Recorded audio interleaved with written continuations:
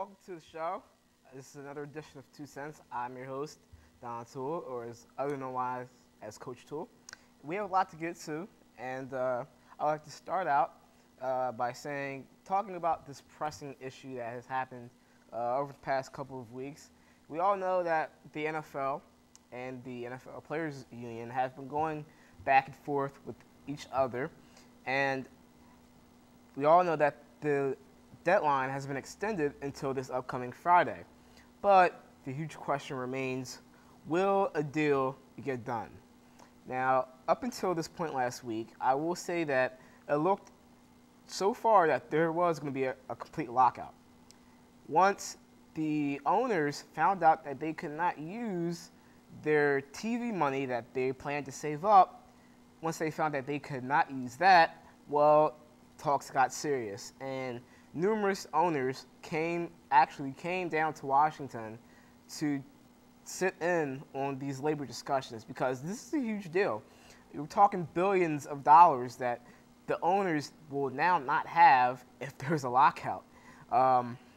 So this is a pretty big pressing issue for the owners, and they need that money desperately if there is no lockout. So the fact that guys like Robert Kraft, who's the Patriots owner, Jerry Jones, came down and still in these discussions, this is a pretty good sign that the owners are coming down and really are serious about these labor talks. Now, will a deal get done by Friday? Right now, I'm going to say there will not be a deal done Friday for a couple of reasons. Number one, they're still not sure what to do about an 18-game season. Both sides are still up in the air about that, and no one knows for sure if they can agree on that. That's one of the huge things that's holding them up. Also, another big deal is what to do with all the money, the TV money that's coming in. Some say it should be split between the owners and the players union. They're still not agreeing on that as well. So that's why I don't think there's going to be a labor deal done this upcoming Friday. Now, what they could do is, the union could go and they could rescind themselves. The union could, and that would obviously turn it going back to court. Now, the owners obviously do not want that to happen, because the judge who recently ruled that they could not use the TV money, he's known as a player's judge, and the owners do not want this deal to go back to court. So they can't at all do that. So maybe we could see another extension. That may happen as well, but I honestly don't think, the way things are going now, this could change during the week, but the way things are going now, there could not be a deal this Friday. Now, as we all know, last night, the Miami Heat have lost 3 straight. They lost Friday in a horrible game they played with the Magic. They were up 25 points at halftime and let that lead slip away. And yesterday, against the Bulls, they lost by 1 point, 87-86. Now, there's the question. What's wrong with the Miami Heat? And I will say this. The Miami Heat do not know who to close games. They don't have a person willing enough to close games. Now, a lot of people say, oh, it's Eric Spoelstra. Well, I don't believe it's Eric Spoelstra's, I don't believe that's the problem. I believe the problem is you have players like LeBron James, who, at certain times does not want to pass the ball up. And, both games, he's, made terrible last attempt shots.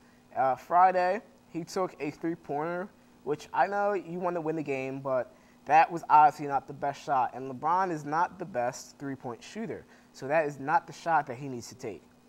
I would do say this, that the Heat need to go with Dwayne Wade more. Because if you look at it, who has closed out more games? LeBron James or Dwayne Wade? Dwayne Wade has certainly closed out a lot more games than LeBron James has. I can only recall one game that LeBron has closed out, and that was in the playoffs. But that, I believe, was a lucky shot. So Dwayne Wade needs to close out games for the Miami Heat. That's the problem. Now, will Eric Spoelstra be fired? I don't think so. I honestly don't think that Pat Riley is ready to step back into the limelight, judging by the fact that he can't fix this team right now. Maybe next season he can fix the team, but at this point in the season, we're in its near its end, you obviously can't step in and think you're going to be able to fix this team. That's not possible. Will Pat Riley take over as head coach? I don't know. It's going to be interesting to see what happens. I honestly think he has a good shot of maybe coming back in, but will he?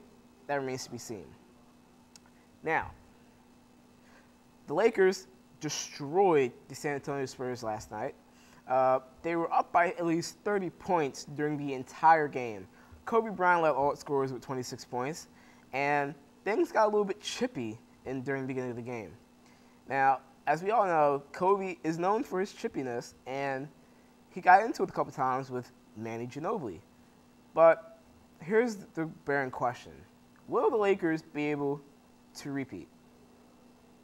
I will tell you this right now, that the Lakers have a very great shot at repeating. Now, everybody's talking about, oh, San Antonio, is their leader in the Western Conference. That's good. That's good for them. But it comes down to what will happen in the playoffs. I do believe these two teams will meet for the Western Conference Championship, but I do believe the Lakers will win. And I honestly think that the Lakers have, a dominant closer in Kobe Bryant, have another superstar in Pau Gasol, and have players around them to be able to make another championship run. I do believe it will be Boston and LA again, which, for some people it's sad to say, but it will be Boston and LA again. That's what I think. So it's gonna be very interesting to see what happens there. Now, as we all know, it is now March, and as we all know, March Madness is about to start. Well, there are a lot of teams on the bubble. First, I honestly want to say this. I think that the NCAA needs to do away with their system of having an automatic bid.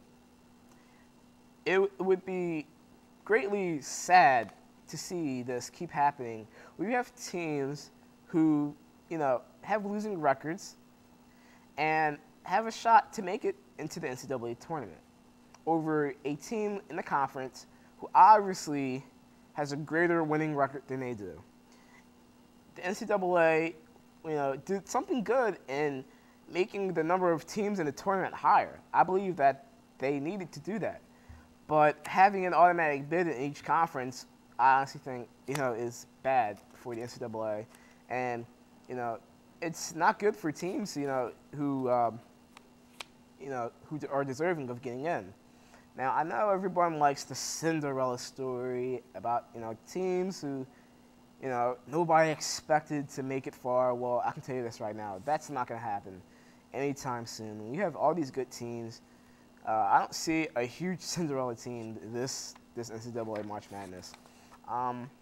Now, thinking about locally, as we look who's in locally and who's on the outside looking in. Villanova is obviously on the outside looking in. They cannot buy one right now to save their season.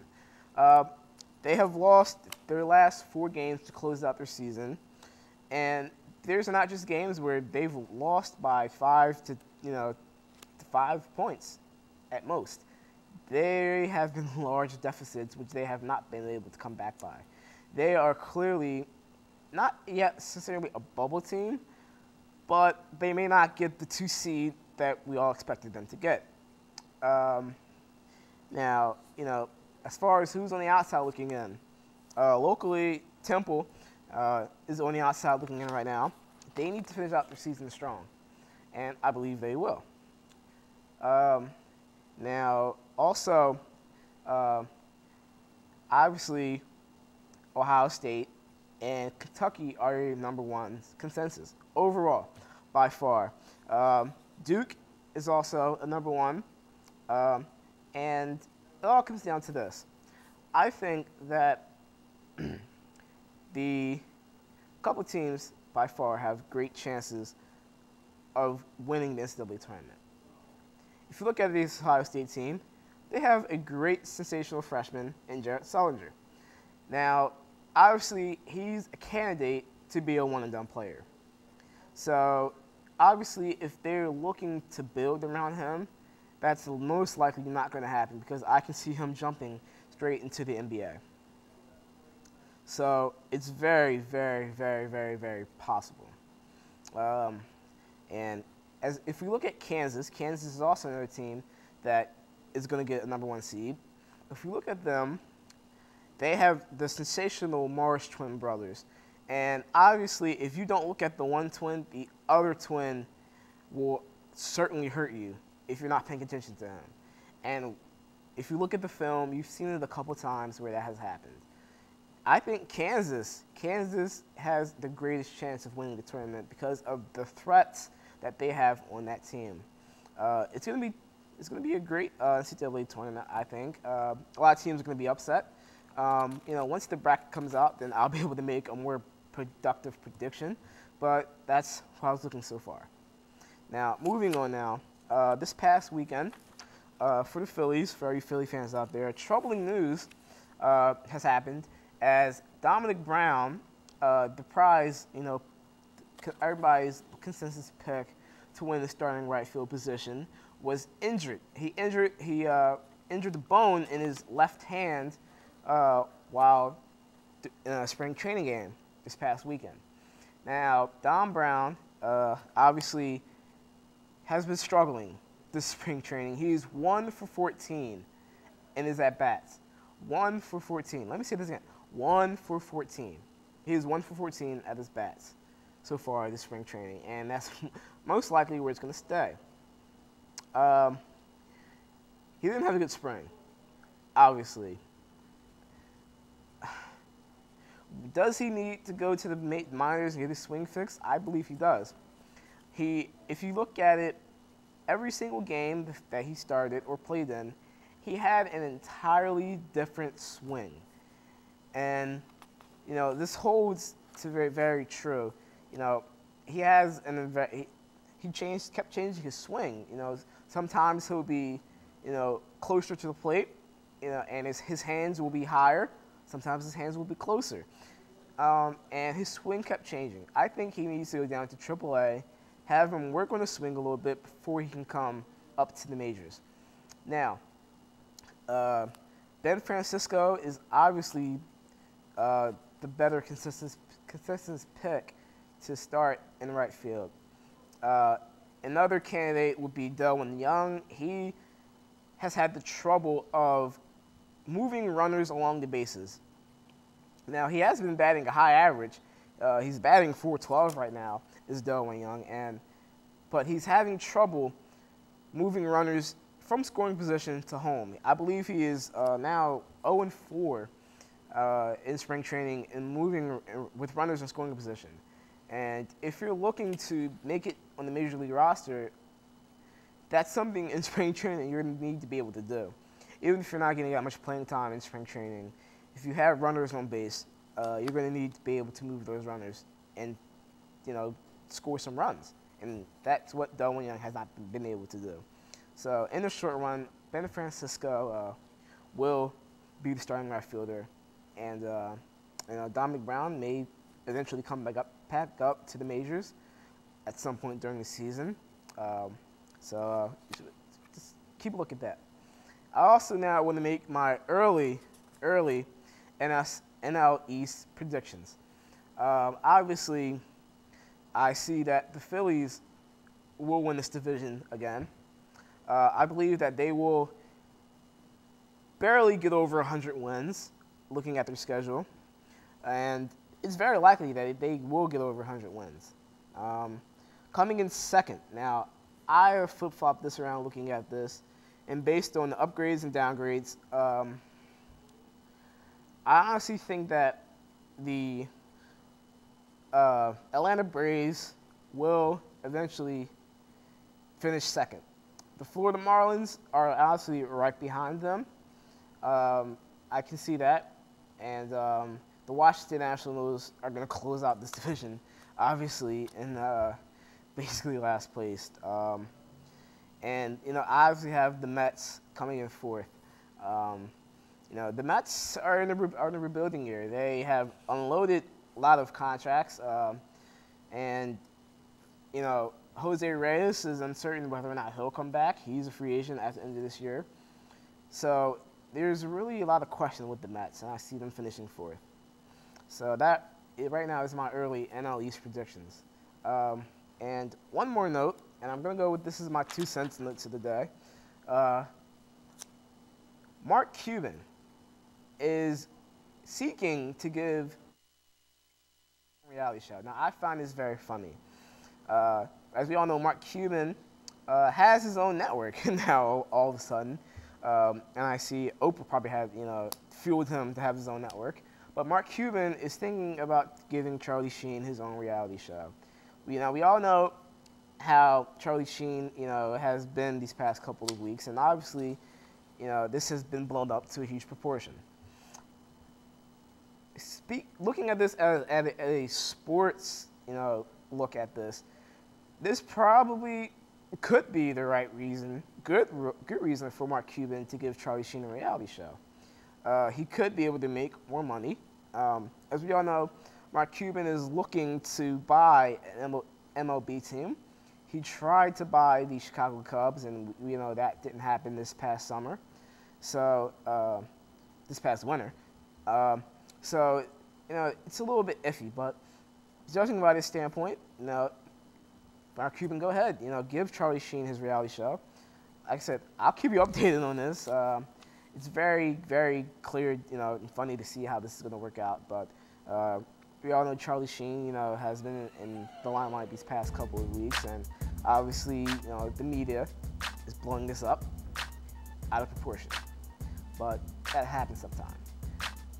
But in the long run, we'll see what happens. Keep them locked. I'm on Twitter, so look for me on Twitter. I'll be giving updates about what happens on the NFL and the labor disputes. And that has been this edition of 2 Cents. I am Don Toole. Thank you, and I will see you next week.